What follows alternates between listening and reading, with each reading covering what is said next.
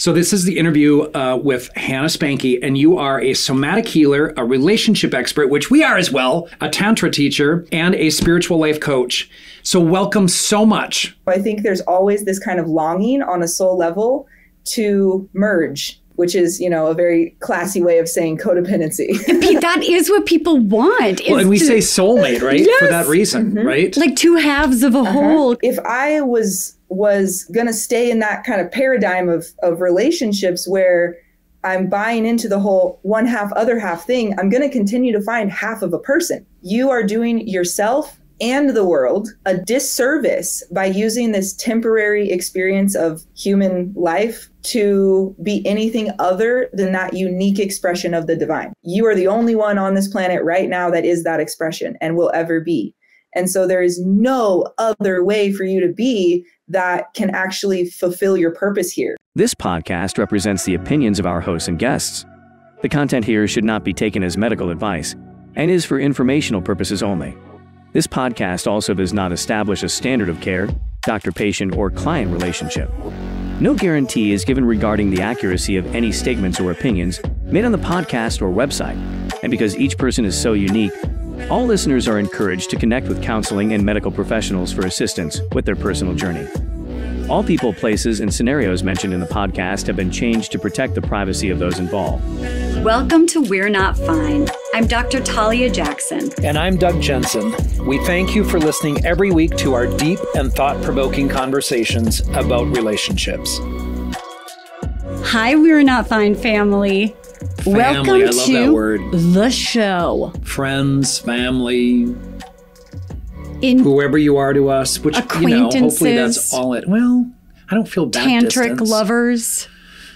Oh boy, maybe. We I have had a few. A mind-blowing episode for y'all today. Hannah Spanke blew our minds, and we are not really ourselves yet. We are not back in our bodies. Well, and so this intro we're doing after the interview, that's what we need to clarify for you in terms of process.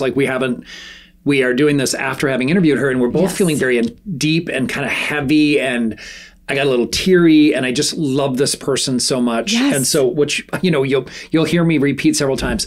So we just invited encourage her. you. Yeah, we invited, To be we did. a live event. That's how in love we were. Which, we should let everybody know. Yes. So we started a live event at my buddy Nick Harper's studio. I love that man so much.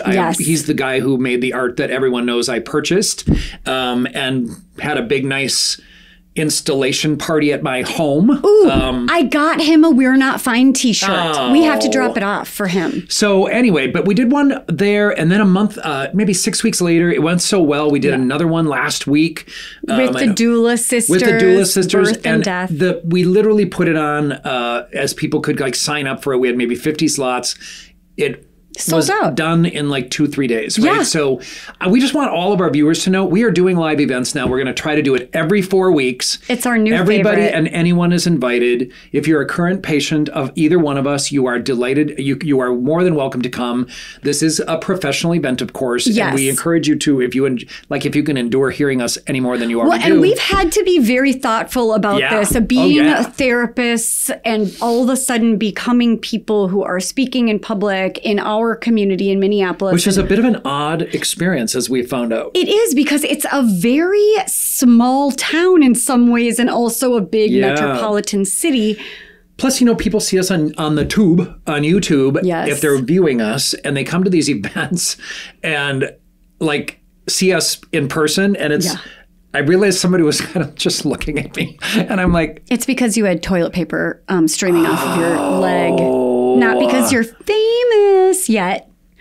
Yet being the operative term. But we just wanted to put out there that we are having we figured out our next live event is going to be February 25th at this adorable restaurant in town, Cafe Gigi.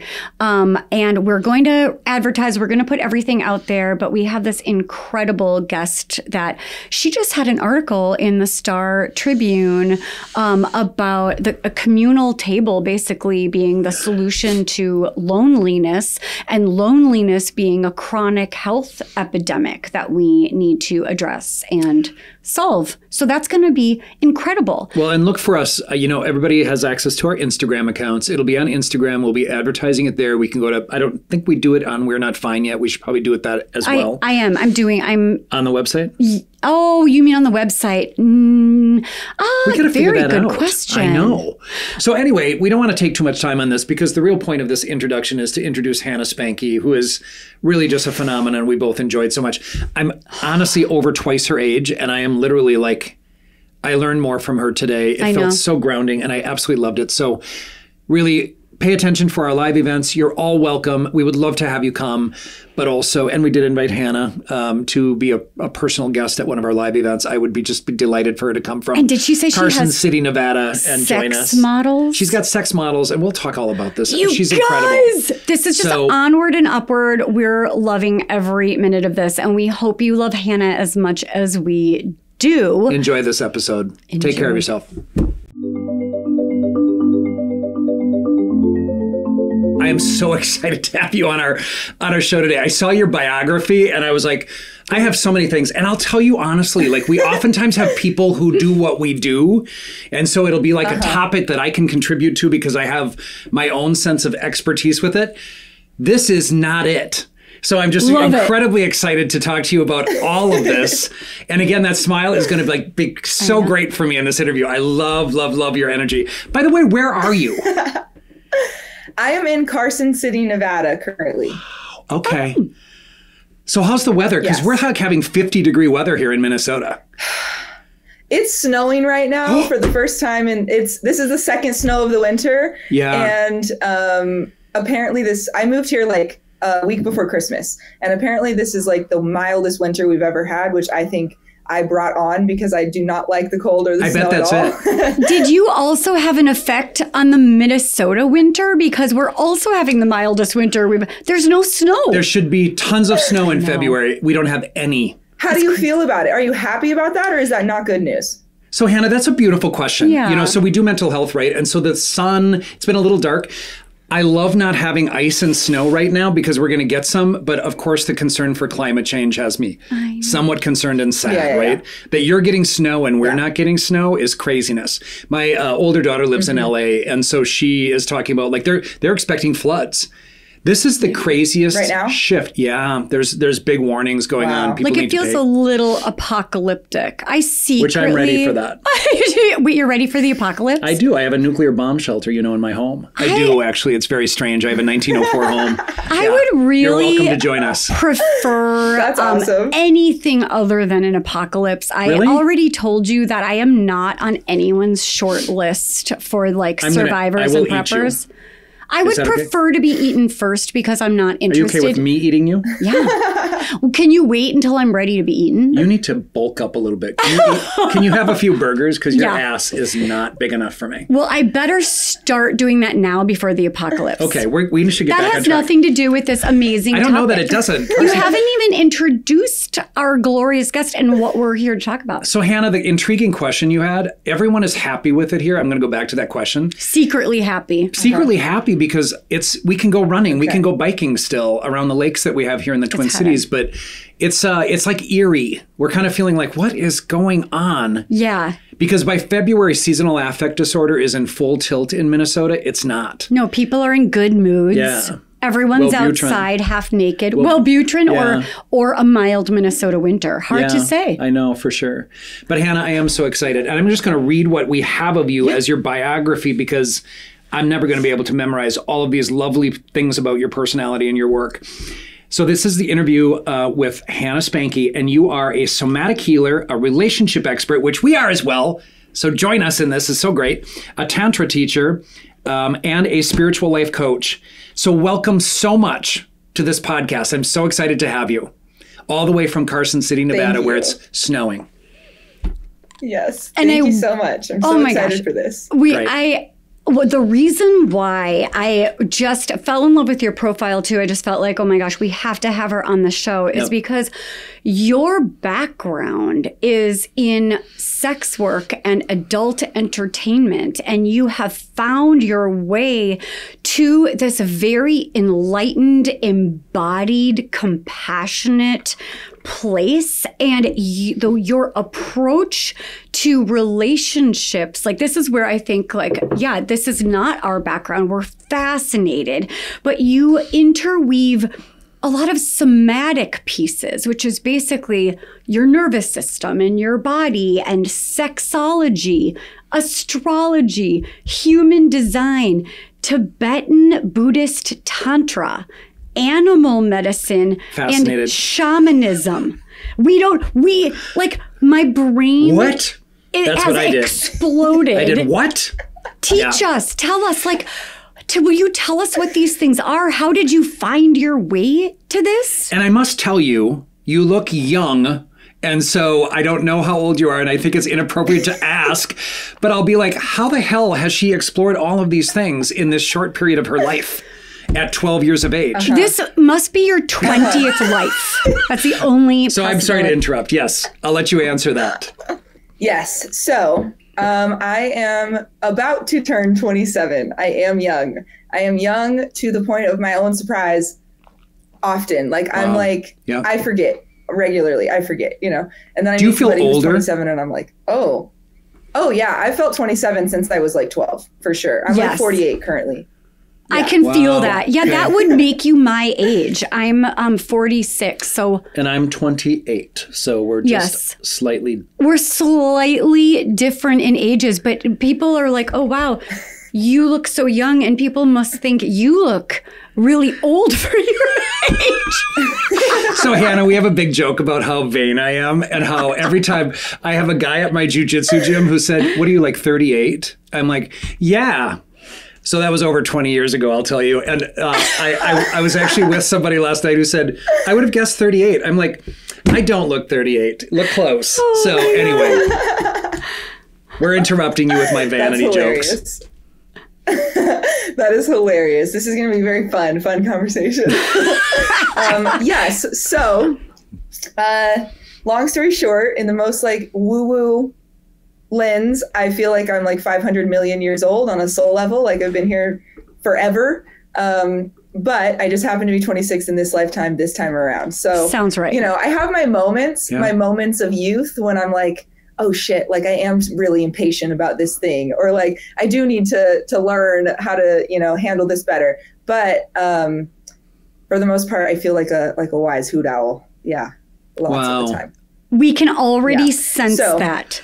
I'll be curious if you were to answer why you think, and you said in this life, so I assume you have a belief system about multiple lives, but I am somewhat curious that you feel like this, and people use the word old soul, but I'll use old owl. To what do you attribute that? Do you attribute it to maybe prior lives that you feel older? Yeah. Okay. I definitely do. This is kind of off topic, but it's coming to my mind right now. I was saying this to my boyfriend a couple of days ago, that the ick trend, how it's an ick if something, you know what I'm talking about? Yeah. Okay. I told him, I said, do you want to hear my most enlightened ick? And he was like, okay, tell me. My most enlightened ick. My ick is when I'm talking to someone that's all hippie woo woo spiritual. They're using all the lingo, and they're talking about how they're as if they're so wise, and they're here to reach illumination in this lifetime. And all of it is in the context of leaving their body at some point. That's the end goal, and to me, that is an ick. I'm like, oh no, to me, that tells me your soul is not that old at all, because you still think getting out of here is the point. And I am so not there. I feel very much, and I say this, this is exaggerated. So I'm not I am, Jesus Christ. I'm not saying that, but, in that master type of archetype, Jesus, Kuan Yin, whoever, all these different archetypes that are ascended masters of sorts. The theme in all of their stories is that they chose to come back time and time again for the sake of humanity, you know? And so that's my perspective more so, where like I see my own trials and tribulations and lessons and contribution to the whole as like, this is my time right now, and I'm going to go as far as I can. And then with that, like starting from that place the next time around, I want to go as far as I can. And I have every intention to continue to like consciously reincarnate for the sake of collective ascension, collective healing. You're right. I'm not trying to get out of that is enlightened. That's next level. But what's interesting is we both have seen a psychic who's been on our show a couple times, and she would say very much the same thing. Like, you continuously come back to learn more, do more, etc. You know, and I have an intense relationship with someone that I didn't understand. And she's like, you've been married so many times in history. You've been that person's mother. You've been all these things. So it's kind of fascinating how this might work. And it, by the way, it just gives me immense peace, even as you talk about this collective effort in this world. So I love that. Yes. And maybe you were, no, I'm just kidding. Maybe you are or will be. But so tell us a little bit about how you got to be where you are and explored all these ways, yes, right? Teach us. Oh, enlightened one. We don't know anything about any of these. We are older in age in this life, but she is wiser. Younger in Tantra. We want to know. Tell us the secrets to unlock the universe. Okay. So from that highest, like, you know, 1,000,000-foot overview, I think that we all come here with different soul contracts in place, where it's like we come here to execute a certain journey in this life or a certain contribution. And I think we all have free will as well. I do believe in free will, that, you know, you can decide to go stand in traffic if you want to. I don't think that's a soul contract. I think that's a decision. But like from the highest perspective, I think that my soul came here to kind of be forged by the fire in the first, you know, 15-ish, 20 years of my life, so that I could very rapidly awaken to all of this wisdom that I think I've held for a long time. Wow. But this lifetime, I needed to be like kind of blasted open through lots of very intense experiences. So starting very young, my parents split when I was about 5. It was rather tumultuous. And I was then with my dad until about high school. So single dad raising me pretty much the whole way through those important developmental years, you know. He was rather emotionally unavailable, physically abusive, not sexually, but physically abusive. And that left its impact. And then in high school, I chose to leave his house and live with my mom, who was in a very low income situation, but I chose to be in that situation because you know, my ego was winning and I wanted the freedom that I couldn't have living with my dad at the time. And so that led me into being in a position where I needed money that I didn't have. I refused to ask my dad at that time. You know, my pride couldn't handle it. The relationship was too on the rocks. And so I found myself stepping into that sex industry, that adult industry at 16, like a month after I turned 16. So like fresh into my 16th year, I was already doing that, you know, very not 16-year-old thing. And so it was what I would definitely say now in hindsight, a traumatic experience. At the time, it was very, very mild, I thought. And I was like, whoa, cool. I have the money that I needed. Great. And I just disassociated like as soon as possible. And I didn't have the tools or words or anything to deal with it then. But there was about a year gap or so. And then I found myself stepping into a circumstance like that again at about 17.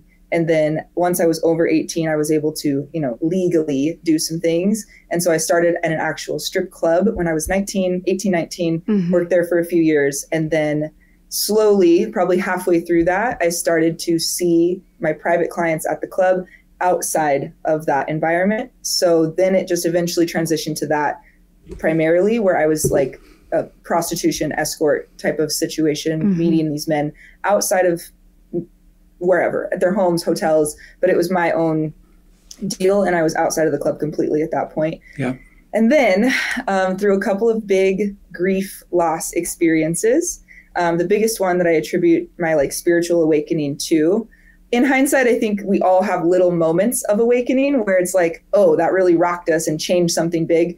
But this was like the big, like nut cracking the shell open, like awakening was right, like the week before, week after the month of my 22nd birthday. And so for the last 5 years, I've been in this journey, this very high speed journey, it's felt like at times, of at the beginning, waking up to the reality of the life that I was choosing to live at the time in that industry, having lots of issues in my romantic relationships because of the way I was choosing to make money, how I was treating my body, how I was treating myself. I was deep in an alcohol addiction, cannabis, like just everything that I could do to dull the reality I was doing. Yeah. And so I woke up to all of that all at once. And it was like, holy shit, this cannot stay the same.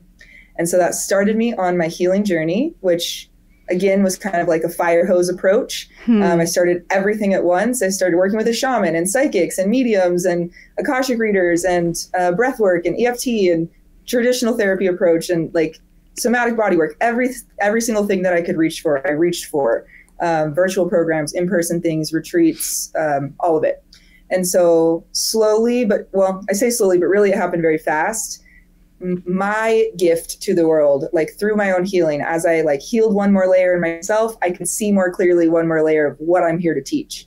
And then that kept getting more and more clear as I healed more layers. And I started to apply that and started my business about 4 years ago and started helping people at the levels that I could. And then just continued as I've deepened my own knowledge and process, adding that to how I serve my clients. Incredible. And also, I feel like what you're saying isn't just like I sat around and read a bunch of self-help books, right? It was like you lived 1,000 lives, experienced trauma, grief, loss, self-doubt, a relationship with yourself that you could only tolerate by dissociation. And then you became the one that sought out healing. I mean, it's incredible. Yeah, you know what's interesting is I'm sitting here just kind of riveted by the story, and I forgot that we have questions for you. And so I do not want to go to those questions actually at all. Hannah, I want to stick, like you really just to scriptly talk about, you know, how it is that you even got into sex work, because the dynamics at home and you wanted to be self-sufficient. I'm going to ask you some difficult questions and feel free not to answer if you don't want to. I would like to know two things. For those people who say, why didn't you just get a job at Starbucks or Kohl's or something? And why did you choose that? But then also, and you really just riveted me when you talked about dissociating and the trauma of entering this industry. Are you willing to talk a little bit more about what that traumatic experience felt like and what was contributing to it? Hannah, Absolutely. thank you. Yep. This is invaluable to our viewers and listeners, I'll tell you. So thank you. Yeah. And thank you for asking and for having this space and this platform, because like from the higher perspective, like I keep circling back to, this is the point, you know, this is what I see. It's like pain into purpose, that this is what makes my trauma valuable. Pain this into is what purpose. Allows me to give it as a gift versus just, you know, holding it as some sort of burden or something. It's something that can be given. Like everything in nature, which we are an extension of, is given. It's giving for re-giving. Yeah. Everything is that type of cycle, you know, like you watch all the mushroom documentaries on Netflix and stuff, and we literally can see how that's true. Like below the surface, like something dies, but it's not really the end. It always is giving for re-giving. And so I try to hold that perspective for my clients, especially when they're in some really difficult time, because whatever that is giving you, like if you are willing to take it, you can re-give that later. And so that's my perspective on the whole thing, just kind of as a gist. But your first question about how did I get into it? Is that the first question? The first question was, if someone were to say, why would she choose sex work to have money instead? Go ahead, please. Yes. Okay. So I think kind of twofold my answer there. So on the one hand, kind of devil's advocate for that decision is I was raised very entrepreneurial. And so like the idea of going and getting a job and working for $8 an hour, which is what it was at that time for me in California, no matter what I did, like no matter how much effort, how much like help I was, if I did the bare minimum, or if I was, a teacher's pet, I would still leave with $8 an hour and less than that after taxes. you know? And so like, it just broke my soul to think about trading my time for money in that way, even at that age. And so there was just no point of leverage. It's like you walk in, you know exactly what's going to happen. There was nothing that I could control or make it better. And so I definitely sought out other jobs, like commission-based sales type jobs where entrepreneurial stuff was going to vibe with me. Sure. But the issue was that nobody wants to hire you to do sales when you're under 18. Right. And so I really could not get a job. So even waitressing, I applied everywhere. It's like a joke to me now that I couldn't pay somebody to hire me as a waitress at 16. Isn't that fascinating? And so there was it's crazy. There was just no outlet, it seemed like. And so that's the one side that's more of a positive argument for it, I guess. The bottom line is that I do not support the industry in any fashion, which we can talk more about if you have questions about that. Okay. Yeah, well, tell us. Oh, yeah. You finish that thought, and then we'll. Are you going to remember? Are we going to weave it back in? I'm not only going to remember. I don't think we're going to make it through the questions. Hannah, thank you for this. This is exactly what I'm hoping for. I have not had goose pimples during the interview, probably ever. I told you so. I'm so freaking excited about this. So Hannah, please keep going. Oh my gosh, that makes me so happy. Yeah. Okay. So the other piece, the side that is definitely more in alignment with how I feel about all of it really, is that everything that I had experienced from birth to 16 at that point contributed to me seeing it as an option.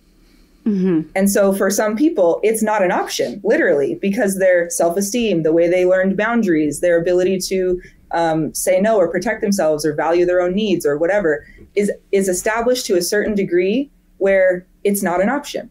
I firmly believe that all of us exist in whatever frequency we are, where there's a glass ceiling above us and below us, and our whole life is going to exist in that bandwidth, And so where I was at, this was an option because just as a little girl, for example, having a dad who would get mad and spank me, hit me physically, cross that boundary, I learned very young that it was tolerable at the very least to experience something physically that I didn't like or I didn't want for a purpose, if it was a means to an end.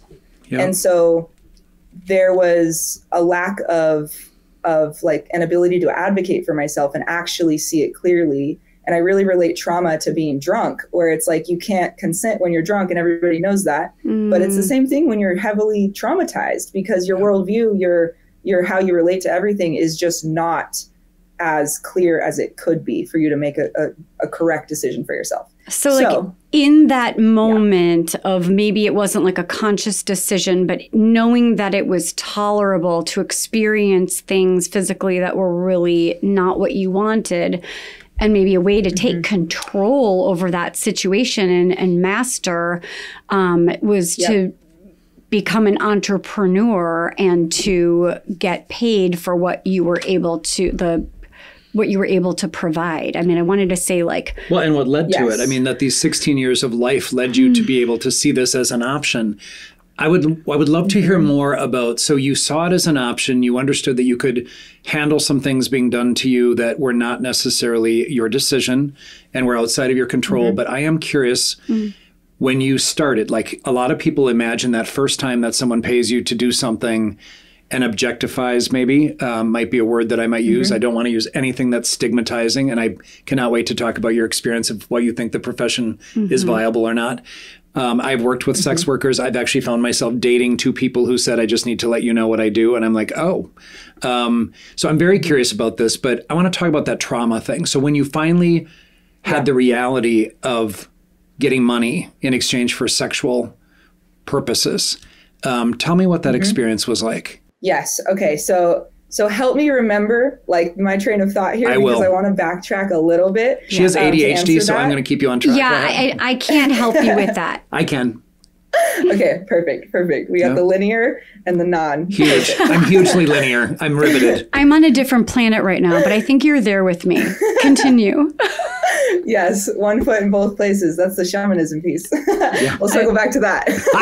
Okay, so what I witnessed, I always say this to my clients too, and it's jokingly, I say that it's unfortunate news for most of us, is that our like university for relationships, our schooling for relationships is the household that we grow up in. Mm-hmm. You know, it's like, that's what we see. That's what we expect is normal. Yeah. Even when you're in your adult years and you can consciously see something is, okay, that's not right. That's not right. Your body is acclimated to it already. You know, like, as you guys know, like it may not actually be good, but it's comfortable in some way. It's that's right. It feels like home. Exactly. And so what I had witnessed with my dad for years and years and years in my childhood, he was a chronic like serial dater and was always like super hesitant, resistant to actually commit and like claim a woman.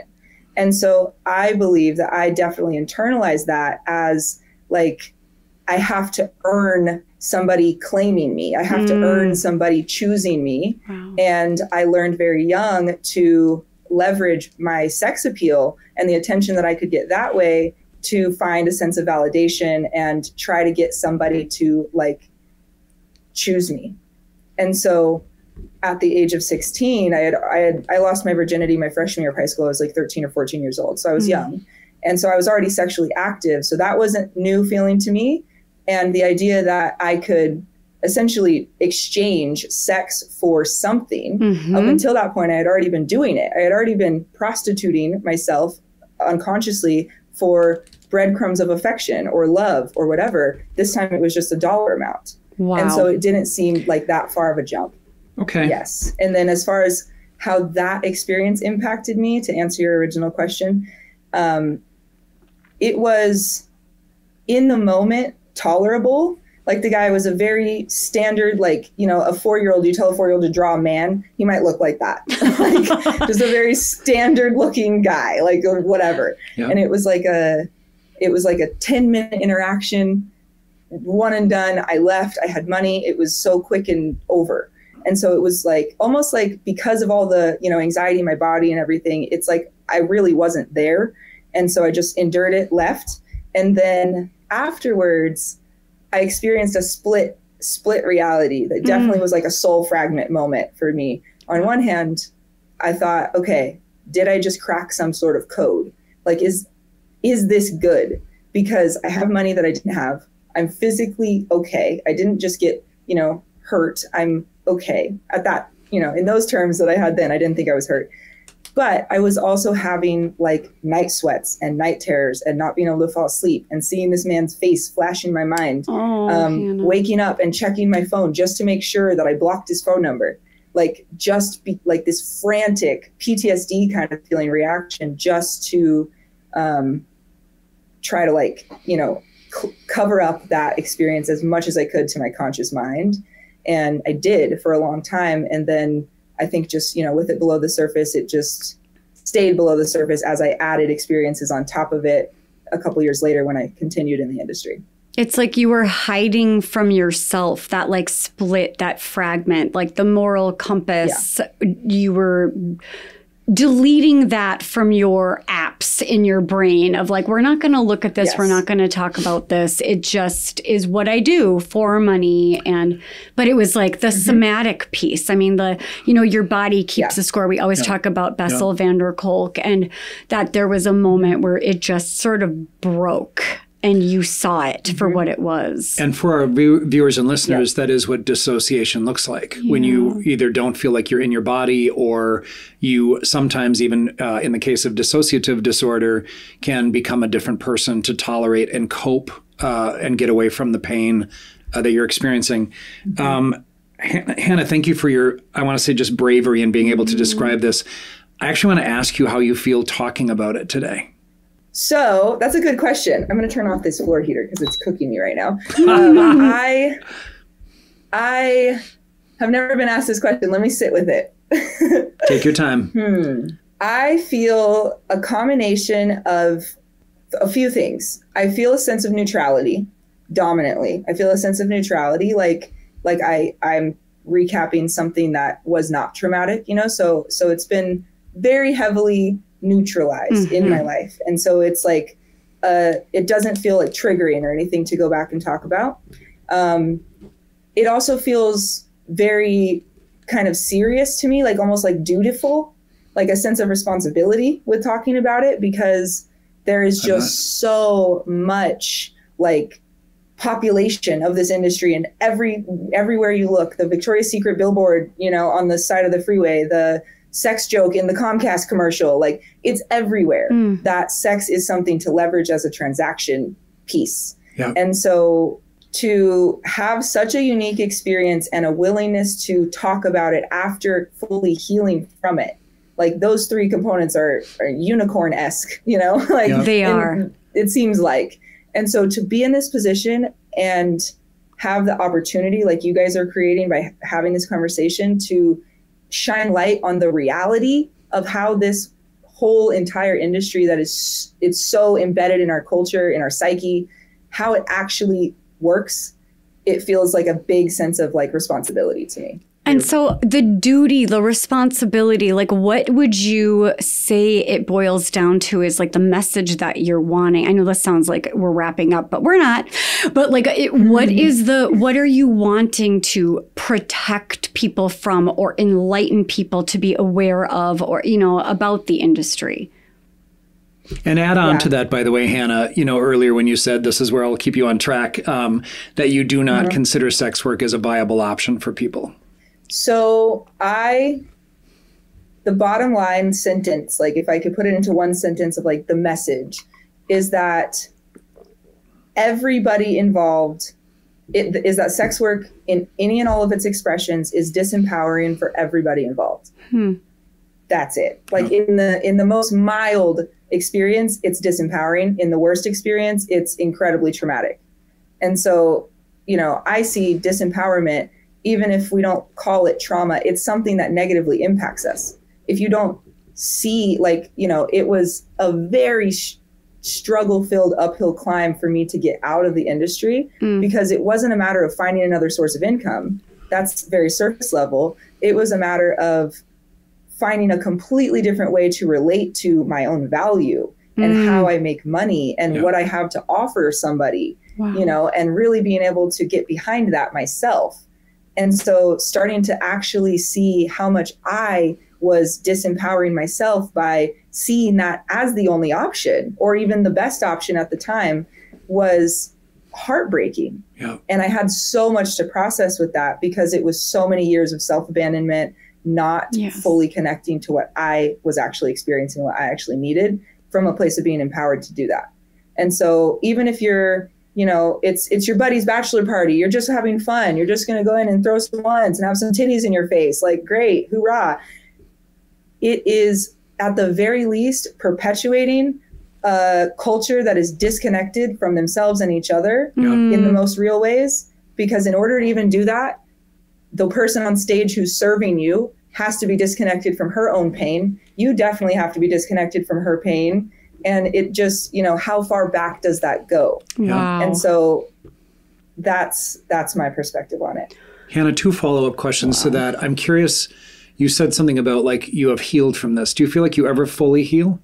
So yes and no. I think that you, as long as you're alive and you're a human being, I say this to my clients all the time, there's still something else. There's still more to learn. I could not agree more with that. On like a trauma binge and just feel like you're never good enough. You know, like that's a different story.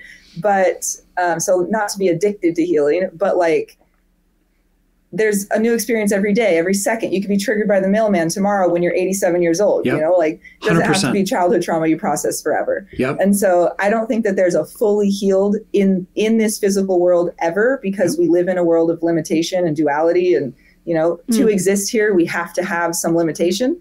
And so I don't think we can even be here fully healed. We'd I really be floating appreciate in the cosmos that. somewhere. Yep. I totally agree with you. I mean, that's why I wanted to go back to that, because I think, you know, for people who are listening and viewing us, I think there's a part that, you know, this is an ongoing process. It never ends. I loved what you just said about like we could be triggered at 86 or 100 years old by a mailman because of what he's wearing for cologne or how he walks or whatever it happens to be, right? So I really appreciate you going back to that. God, do I have a number more questions, but I'm going to just keep going. So That moment where you had that aha moment and you kind of were looking at how you were living your life and how you were treating yourself and your body and, you know, your value system, et cetera. Why do you suppose it happened when it did? Any sense of that? Okay, so this is kind of another like quirky concept that I have in my mind about the whole soul process, incarnation process in general. Yeah. Like what I said earlier about the soul contracts thing, I think I see spiritual awakenings as kind of like the detonator to like opening the door to all the wisdom that you've brought into this lifetime. And so it's like we come into this lifetime, I see it as kind of like consenting to forgetting all of this stuff so that we can go through our human experience and have that in this lifetime to learn from, to grow from, to have to kind of move through so that we can expose our diamond. You know, we have to like go through the pressure of our life, and then we're at some point it reaches this breaking point where I see it as like a detonation, and I personally just see it as like it's a possible timeline. So it's like maybe because of however I had made my decisions up until that point, or what purpose I'm being called to execute in this lifetime or whatever, that's the timeline that needed to happen, where I woke up to these things at that age so that I had X amount of time to accomplish what I'm here to accomplish with what it showed me. Incredible. So that's a very ungrounded answer. It's not ungrounded. It feels like it probably gives you a fairly profound framework by which you can understand that transition and not have to overanalyze or doubt or question, because your meaningfulness about that transition in your life will help you. I mean, it obviously does help you kind of move forward. I got to keep going. So the other thing that you mentioned early on in this conversation that I want to keep us on track with, because I imagine somebody was very drawn to your comment that having been in sex work has affected your romantic relationships. Tell us more about that. And also, if you could tell us about your boyfriend. So how do you manage this now? How does he understand this? How do you understand this? How do you two communicate about it? Please share. Great question. And thank you for holding it down and keeping us on track. I'm going to. I got this, Hannah. Thanks for being the masculine pole. Okay. You're anchoring us in. For sure. Okay. So my philosophy on relationships is that they are the highest possible, like in their best expression. In their highest expression, they are the ultimate container for spiritual growth, soul growth, because that is like the most intimate you can be with someone. And the closest you can be with someone, that's like the max amount that they can shine light on your stuff.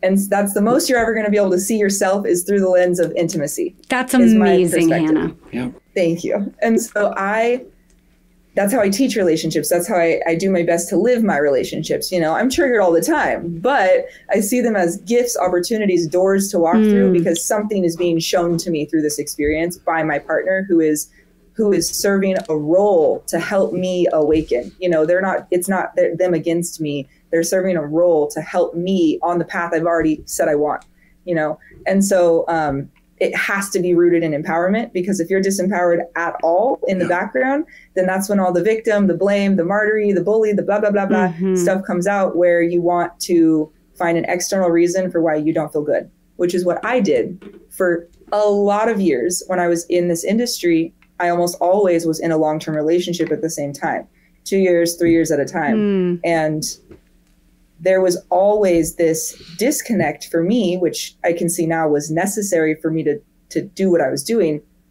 I was constantly triggered by them being triggered because they would feel upset. They would feel, you know, like I was cheating in some form, like I wasn't fully choosing them, like I wasn't willing to sacrifice XYZ for the relationship. And so their lessons, the way I see it now, it's like they were choosing someone who refused to meet their needs, because they were refusing to meet their needs by saying this isn't going to work for me, you know. And same for me, I was choosing people who constantly did not fully approve of me, because on the deepest level, I did not fully approve of what I was doing. It required my ego, like loud and proud, to be like you're not paying my fucking bills. So why do you care? Like, I'm not in a relationship with these people. It's just sex. It's just this.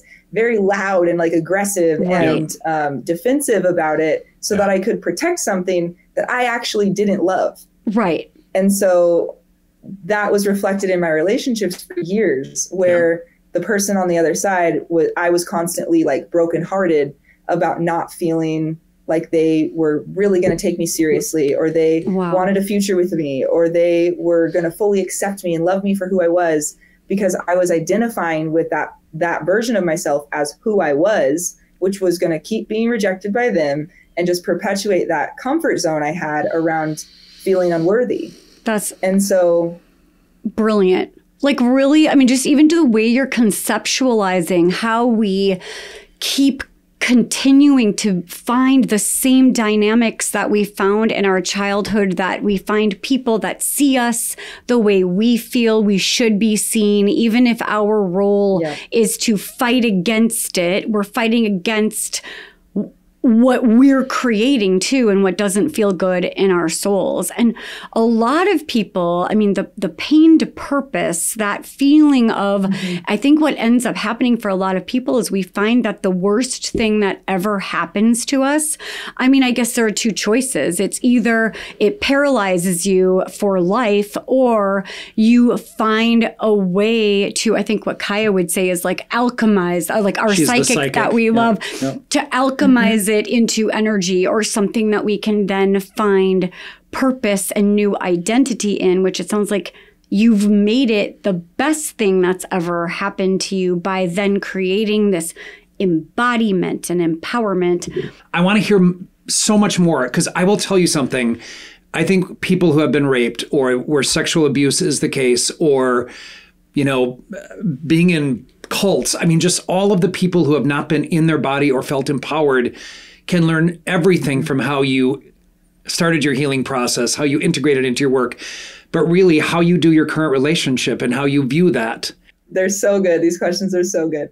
Okay. So for a long time, I was actually feeling victimized by my circumstance. I was feeling disempowered by having to see these men, by having to be with a boyfriend that didn't fully approve of what I was doing, by having to XYZ. And so I was very disempowered in reality. And the way it got expressed was that more aggressive kind of bully archetype, where I was like, fuck you if you judge me for that, because deep down, I didn't feel like it was actually, you know, good. And so very defensive. And once kind of the floodgates broke and I could see things more clearly, and then rapidly more clearly from there, I started to see it's very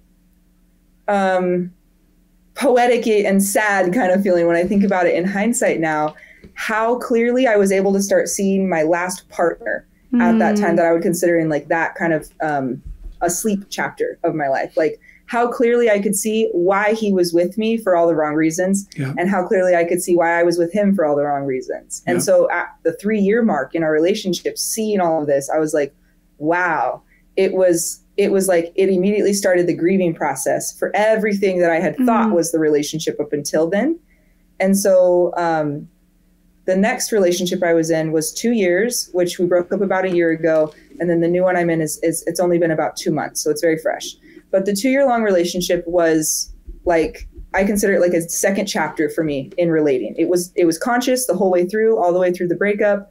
There was, I would say in hindsight, some trauma bond that still existed, some victim dynamic kind of stuff that played out, but it was like leaps and bounds different and better than anything I'd ever experienced before. And then now, I'll give you a real example of me being triggered. So this man, he's wonderful. He's so incredible. This man now, as far as using the relationship as a container to continue to evolve personally, because that's what I see it as. It's like my philosophy is like when we're souls, however you conceptualize that yourself, we are connected to everything. There is no separation. There is literally no barrier. We can experience oneness all the time. We come into this physical world where you are you and you are not Hannah and you are not Hannah. And like, we have to know some sort of separation to navigate. And so I think there's always this kind of longing on a soul level to merge, to be back in that feeling of oneness, which is, you know, a very classy way of saying codependency. Or enmeshed. I know it, but it is, that's like, enmeshment, yes. That is what people want. Well, and we say soulmate, right? Yes. For that reason, right? Like two halves of a whole kind of vibe. But you're right. It is sort of codependency and enmeshment when looked at in one light. Yes. And so I had to realize at some point that, like, if I was going to stay in that kind of paradigm of relationships where I'm buying into the whole one half, other half thing, I'm going to continue to find half of a person that needs me as their other leg to stay standing. Wow. You know? And so now what I see it as, and this is like every human part of you that wants to just cling and grab and addict and all these things, it's like what has to be felt and grieved and let go of. Because I think the ultimate truth of like total relationship bliss is being able to be committed to somebody, devoted to each other, but under the like guise that you're devoted to yourselves first, and you're both in service to one another to help each other on your individual journeys, recognizing that you can never actually be one again this time, like right now. You know, we might get there after this life. Like in human form. Yes. Like you connect as two wholes. Yes. And helping each other see those blind spots where we don't feel totally whole in our human selves now. And so my current partner, we just like can't get over how amazing you are and how brilliant. And I feel like you are a shaman. You're like a master. This is your 50th millionth life, and you're teaching us how to be human. I don't want to talk about anything else. I just want to keep listening. This is actually going to be a 9-hour interview. Hannah, I'm wondering if you can, I feel like. I know. Are you out of body right now? I'm a little out of body. I want to say I am so proud to know you. Thank you so much for joining us. I am flabbergasted. I almost want to get a little teary. I'm just so incredibly profoundly moved by this interview. I want to go back to like when you start dating somebody, what do you tell them about you? So, good question. A very relevant question right now because I'm in this new relationship. Yeah. I've been talking about it on my social media. And so people have been asking me that question of like, what does your dating profile look like? Yeah. And so I've been sharing it openly and like making TikToks about it and stuff because I think I think it's important for people to learn how to date online in a way that's authentic to what they actually want. And we don't get taught how to do that. And so, what I told him so this was my very first round of online dating. I've always just ended up meeting people in person and friend groups and whatever. So this was my first time trying the thing out. I made my Bumble profile. I met him within the first like 24 hours. We immediately got on the phone, talked for 4.5 hours on the phone. Wow. So just one piece of dating advice, if anyone and everyone can hear me and never forget this, do not fucking go out with someone you don't talk to on the phone first. Ever. That's great.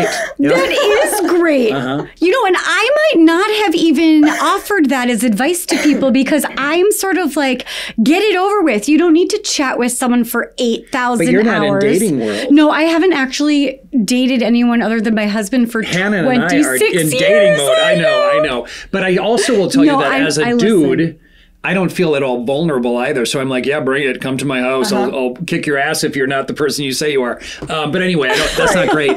Hannah, keep going. So that's like a safety reason, which is totally valid too. But I'm just literally thinking about, okay, so I met him. We talked on the phone. It was great, lovely. Yep. On an intuitive level, I already knew. I was texting my friend saying, I just met my next boyfriend. I was like, I know this is going to be my boyfriend, but like, for the sake of, status quo, whatever, okay, I'll play the game. Let me just continue talking to these other messages, whatever. Yeah. So I ended up going on the phone. It was like a Wednesday night, I want to say, and we made plans to go on a date the following Monday. So I had a few days between like actually meeting him in person from that first connection. And I wound up going on one other date in that gap of time.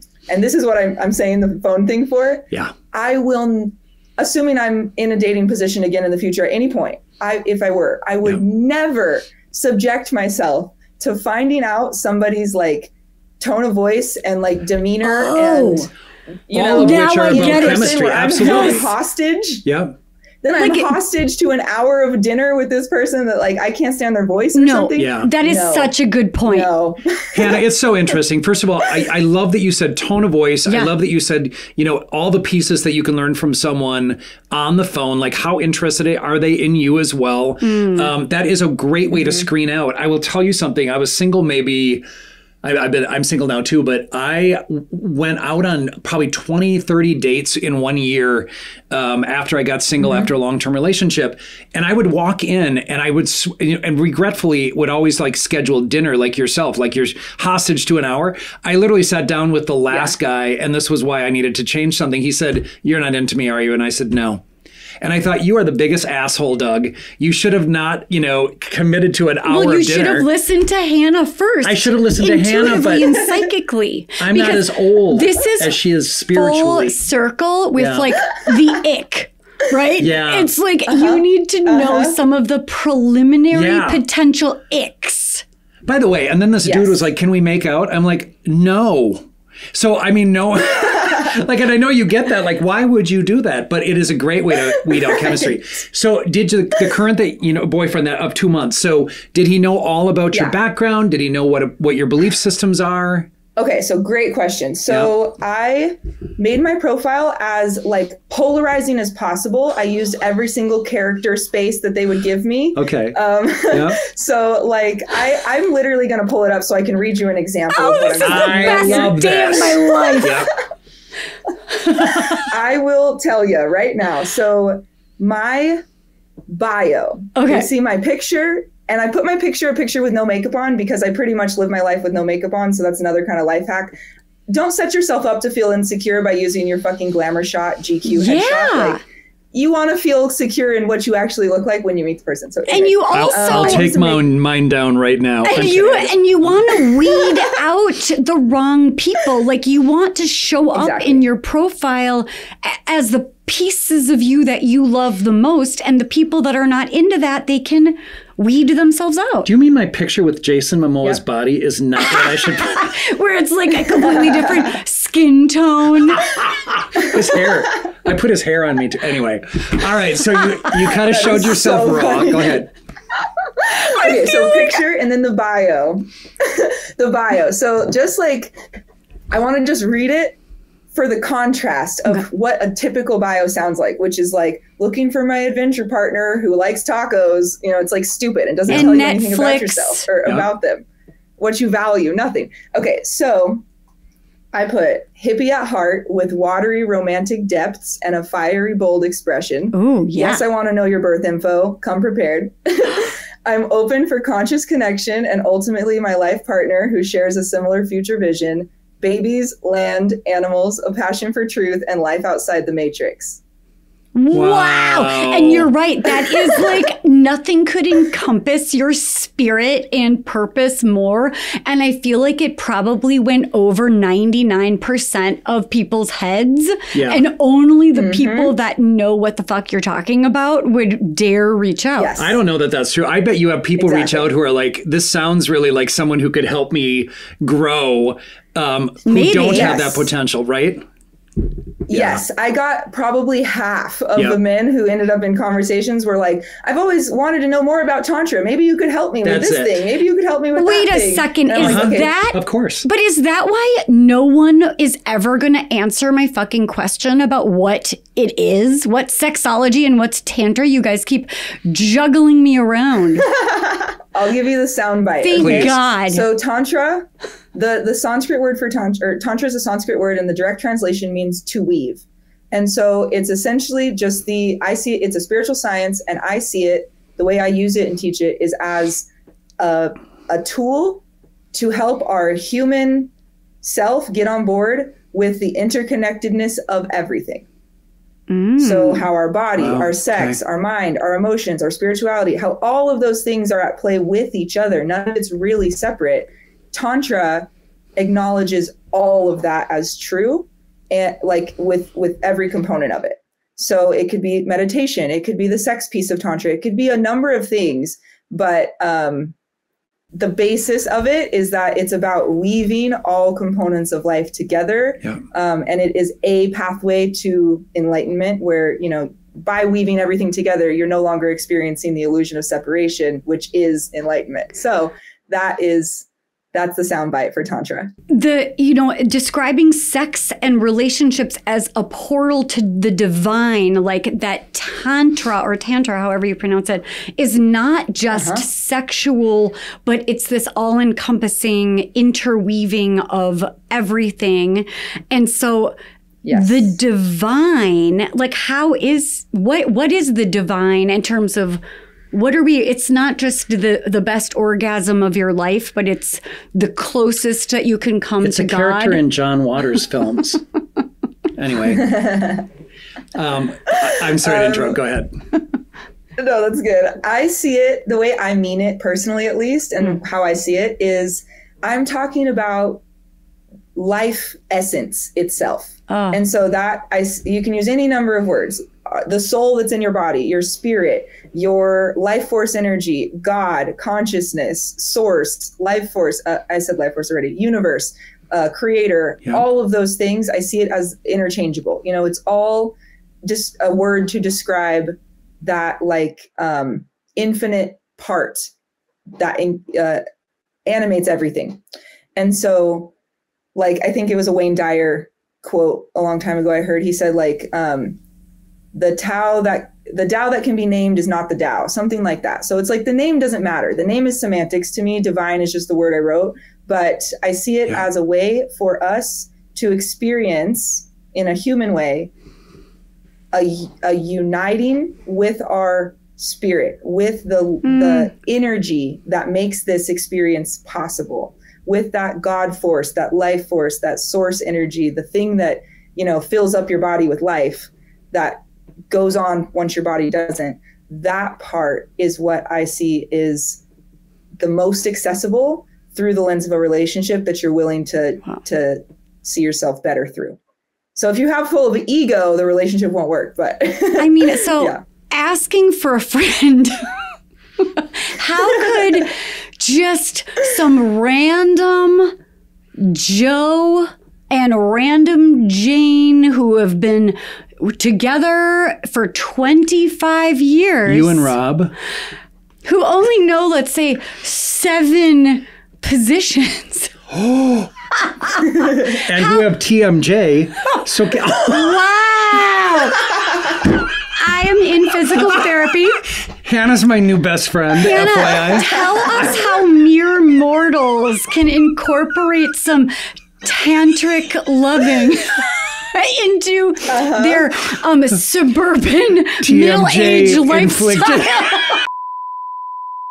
Do you really want to ask that question? Okay, yes, without you. I've got you. I want to forget Doug is here. I'm talking to Hannah. Hannah, tell me. I've got you covered. Okay, so what are we doing? We're doing Tantra for the Avon lady. Is that the answer? Let's do it. Yes, sure. yes, the Avon lady. Suburbia Tantra. Suburbia Tantra. Okay. Yes. So Suburbia Tantra. Oof. It's hot. Is it hot? It's not. Go on, Hannah. You're going to find out how to make it hot.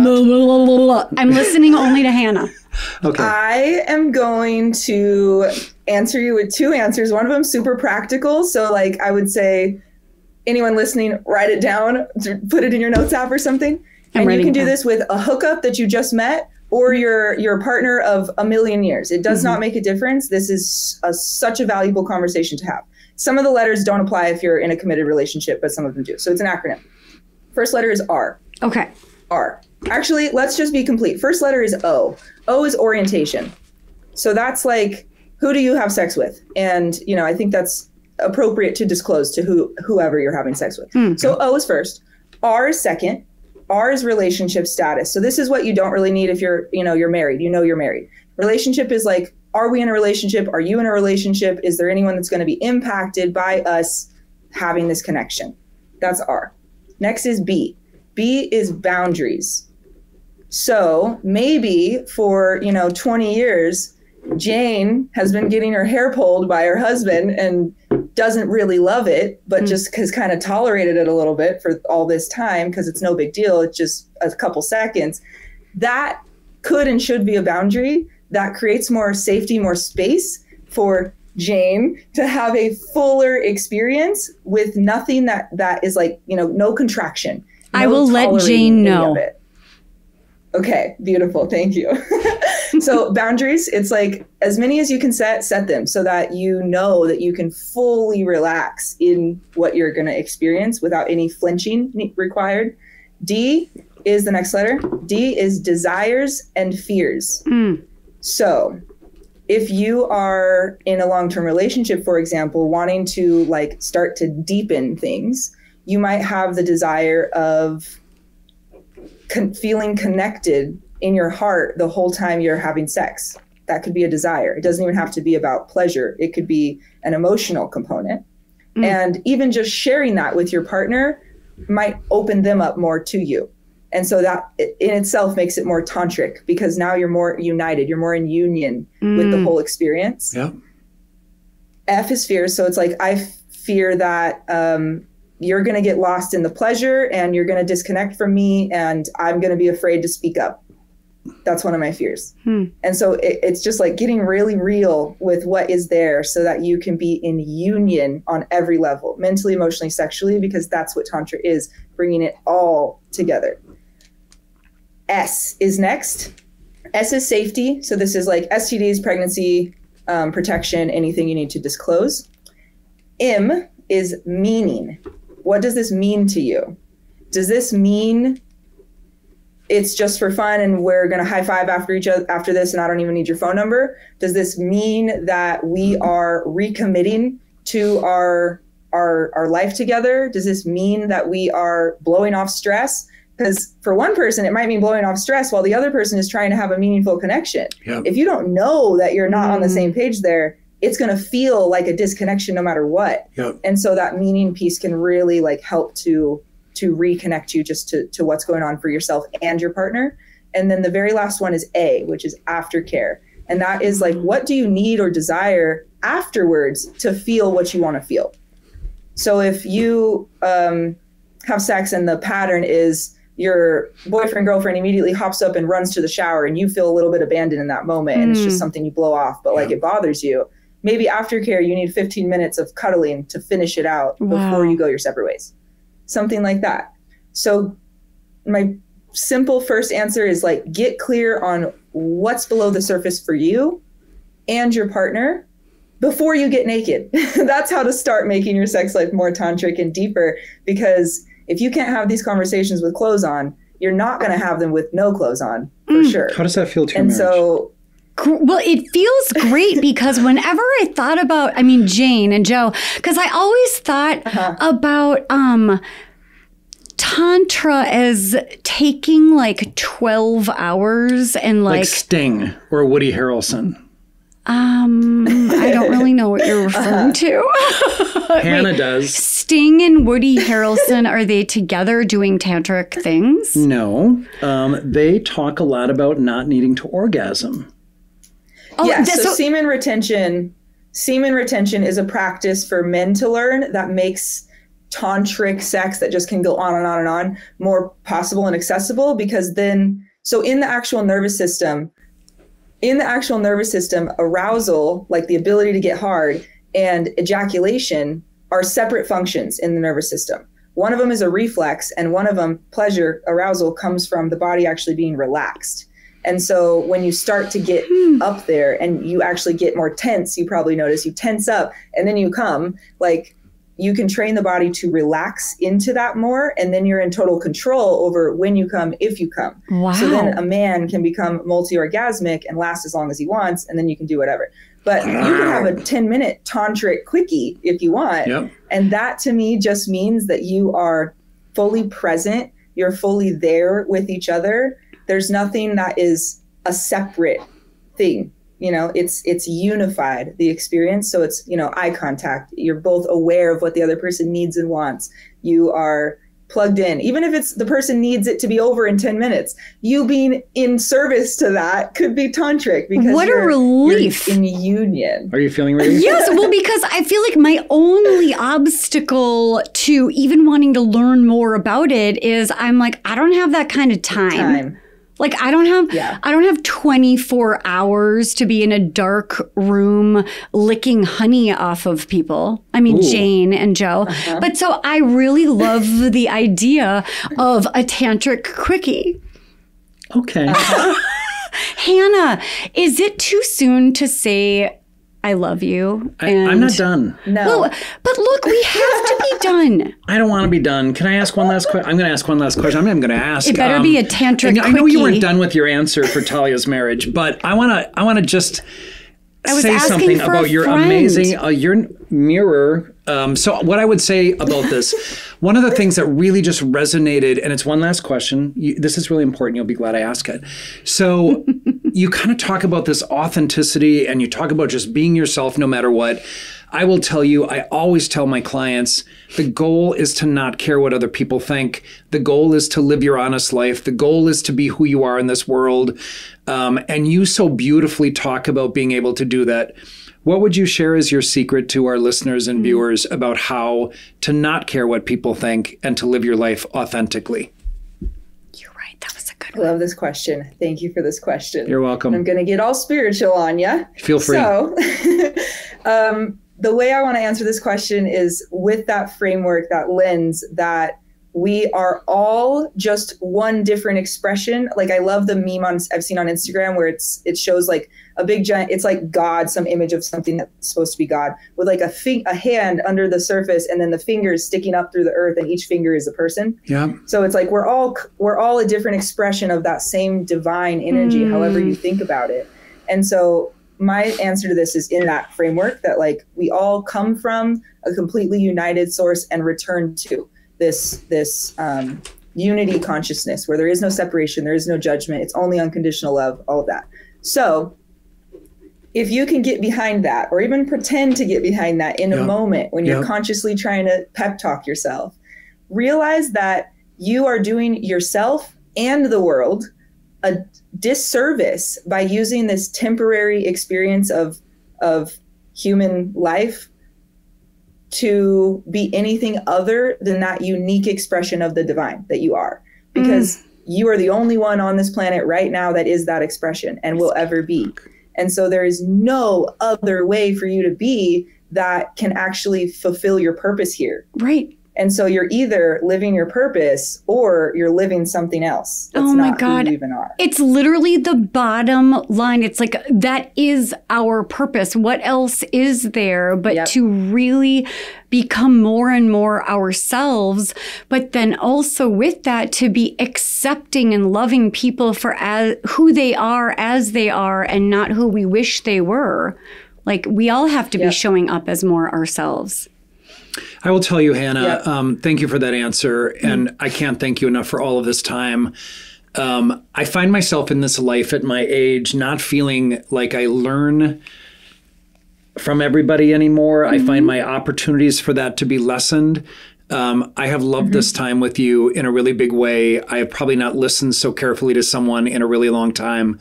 I do love you. I'm really grateful to know you and really grateful for you spending this time. We don't usually kiss our interview guests. No, I will kiss you a million times. Thank you, Hannah. I'm really, really thrilled with this interview. I really have like 20 more questions. I know, but we have to have a part 2 and possibly a part 3. Yeah. Will you tell our people where they can find you? Plug anything that your social media, like wherever you want people to find you. Yes, thank you for that. And I love you both so much. This has been so incredible. I can't wait till we have more time so I can just like inundate you both with all my reflections of how wonderful I think you are. Well, we'll be accepting that. In my head. Yeah, we have another 2 hours to hear how wonderful we are. Well, and also we each probably have another 20 questions. I know. I'm bothered by it. I don't usually feel this way. We'll have to sit in our discomfort and turn our pain into purpose. I'm going to have to use alcohol. Yes. Anyway, that's a joke, viewers. Okay, where can we find you, Hannah? Okay. So the best place if you are on social medias to find me is Instagram at Hannah Spanke, HannahSpanke. And that's the place that is the most active for me. I'm the most updated. I create content almost every day, story or post something. So you can really follow once and just stay tapped in. I will follow you today. Go there. You can go to Awesome. I'm excited about that. Yeah. You can go to the link in my bio. And if you want to just stay connected to my work and kind of get a taste for things right away, the very first link in my bio is to sign up for my free monthly masterclass. I decided to do that for this year. Every month I'm choosing just a different topic that feels relevant at the time and doing an in-depth training for free that you can join for free live and come get a taste of what I do. And so this month for February is going to be all about breakups. So if you are going through it on the horizon or like have past baggage that you don't feel like has ever fully been healed, come to class. It's free. I think you'll get a lot out of it. And then my website is hannahspanke.com. It's being remodeled, so there's not much there currently, but you can get on the email list and stay plugged in. Amazing. Sweet. Yeah. I mean, I'm so excited to come back. Truly, I'm excited to have you You're back. going to have to. I don't think we looked at the actual itinerary once. We did not. And Doug did such a beautiful job pulling it together. But yeah, I feel like we all Yes, just he connected on this cosmic level, And now you can work on your marriage. which was already fabulous. But That's you know a joke. what? It was fabulous. I love your There husband. is not a lot of tantric Uh-oh. connection in these like longer Should I warn Rob that you're talking relationships. about? No, it's the opposite of a warning. It's more like, get ready. Hannah, the other thing, and I realized we would have to have you travel, but we do live events now every 4 weeks, and we have somebody in.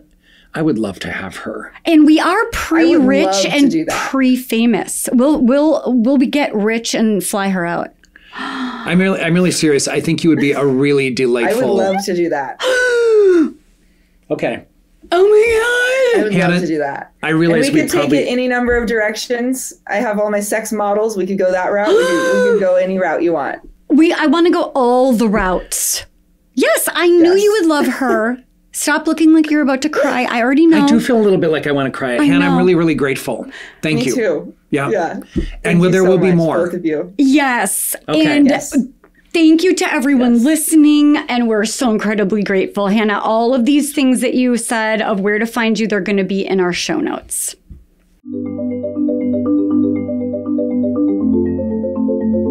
Friends, we are like trying to process why we feel so emotional and teary about this beautiful interview with Hannah that she's so incredibly wise beyond her years, and we need to sit with that material probably like 30 years before we Yeah. can make sense of it all. So we decided to we usually have a second between when we record with a guest and we process a little bit, and then we actually have time to think about what we wanted to say. But because we're both feeling emotional after that interview, we wanted to just kind of show you the raw piece of this. And I'm not sure. Like I just told Talia, and she said, let's put the record button on. Yeah, we I want to don't know what process my with you. reaction is. I can't quite figure out what it is yet. I feel teary. I feel incredibly connected to Hannah as a person. And I feel, as I said many times, they're like really proud to know her and really grateful for her story. It's obviously hitting me in a certain way personally, and I'm trying to figure out what that is. So I just want to encourage everybody to pay attention to this or other episodes where you're really touched. And I will be processing this later. I don't even know how to process it now. Like that it really just resonates. I think like for me, when I get chills or I just get this sense deep within me when something rings as truth. Yep. And I feel like she has found her purpose on the planet, and nothing makes me happier. Like it makes my soul sing to see somebody who knows themselves so well that they can get to the point of their suffering, like just like what she said a million times, right? The pain to purpose. Like she has figured out how to make herself of service with what she has been through and what she's learned, and share all of the insights. Maybe that's it. You know, this whole pain to purpose thing where, you know, you and I as clinicians as well, I oftentimes, and maybe this is what's resonating for me, I oftentimes will tell people that how I do therapy as a therapist and how it is that I've integrated the use of myself into it. I have a tough background. I have some abuse. I have some neglect. I have some abandonment. I have all kinds of things in my childhood. And as a result of that, I always tell people that the way that I became a good clinician is I knew how to scan for safety. I knew how to scan people to decide who I could share with and who I couldn't, and who I could trust and who I couldn't, as a result of my childhood experience. And so I think what was really resonating for me with Hannah is, I've used that pain that I had. It's funny, my clients will absolutely say oftentimes that I'm like, I just kind of stare when I first meet them. And as I'm doing my assessment, I just like, and I remember one client said, "You're looking through me, you're making me really nervous." And I'm like, I am. I want to see everything, and I'm feeling everything that you're doing, and I'm taking it all in, but I'm really feeling at that time. And I don't necessarily, it's almost like I feel like I'm in a trance of some kind, trying to understand their pain and resonate with it so that I know how to help. And I think Hannah kind of just speaks to that sort of depth. Yeah. And her experience, which again, as a sex worker, as an alcoholic, and which an we addict, didn't even touch on. I know we didn't even touch on because she's 3.5 years sober, and she's 26 years old and has lived 1,000 lives in this lifetime, and clearly before, because she's seeing everything with such perspective, like bird's eye view. So we hope that you enjoyed it. Yes, we really just wanted to sort of process out loud, sort of like, this is like this fourth wall idea that maybe we should incorporate into our podcast where we're processing at the end with you. Maybe. But friends, if you enjoyed today, please like, subscribe. We love your ratings. We love your reviews. Thank you very much for those positive comments. Yes, we love your positive comments. And always send these episodes to your friends, your enemies, your parents. Your frenemies. Your frenemies. And go to we'renotfine.com if you have any questions you want to ask us in any way, shape, or form about anything about life, anything about mental health, any challenge you're having in your life, anything that's going great. Share your positives too at we'renotfine.com. There's a space directly for you to write to us and let us know what you're thinking. And if you're only listening to us on the podcast platforms and you haven't discovered us on YouTube, on the tube, we get dressed up for you. We coordinate our outfits for you. Kind of. We try to cutify ourselves in the same direction. I have no leopard patterns. Yeah, I'm wearing... You have one yellow stain. I can't tell if that's from your lunch or if that's... It is on purpose. This is like I had to pay extra for that yellow stain. Okay. Social media: Douglas L. Jensen with an E-N, Dr. Talia Jackson. Have I ever spelled my name? Is it obvious? Talia Jackson. And We're Not Fine Pod. And if you just go on YouTube and look us up. I'm going to call you Tantra Jackson from now on. Thank you. You're welcome. Tantric Jane. Love you all. Thank you all so much for your support and for continued listening. We appreciate every one of you. Take care.